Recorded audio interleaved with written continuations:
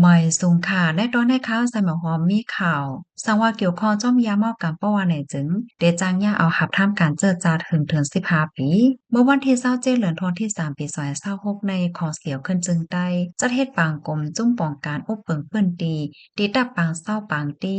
นาทีกุ้มกำจะเว้งนำจางมีผู้คืนฮอด1ปาก58ก่อจอมซึ่งลงยอดซื้อโคเป้าลง RCSS SSA หมอกรัดคอความตำว่างแผนการตาพอนำแหน่โตเฮ็ดสร้างกว่าเมื่อนาแลอบโอ้ป้าคักตอนการตาเตยุกมุ่นปกป้องลงป้ายปิงหยาป้ายอยู่ลีตาปกป้องเซนตาสายตั้งแลโลกกัดกล้าขายเจอใน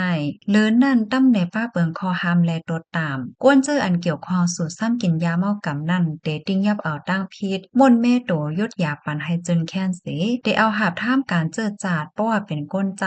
ข้าวตั้ง15 ปีนางยิง6 ปีตอนดาก้นกล้าขายยาเมากำนั่นเตเอาตั้งพิษปันตามคอกเหย้าเตเลยหาบท่ามการเจอจาดหลายปีอันว่านั่นอยู่ที่มุกจุ่มเตแตบตัดแทงกำหนึ่งในยาวหรือนั่นมีป้าคอแห่ห้ามลองเตียบไม่เฮ็ดให้ลืมเอายามืออ่อยปลาแลเอาหมากปล่อยปลาเจ้อในข้อมูลตอนในคาลิปินมาที่ห้องการข่าวใต้ฟรีดอมออกไว้ค่ะ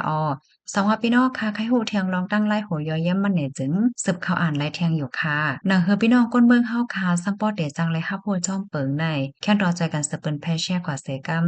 ยินจอมเย็นนำค่ะเหมยซุงค่ะ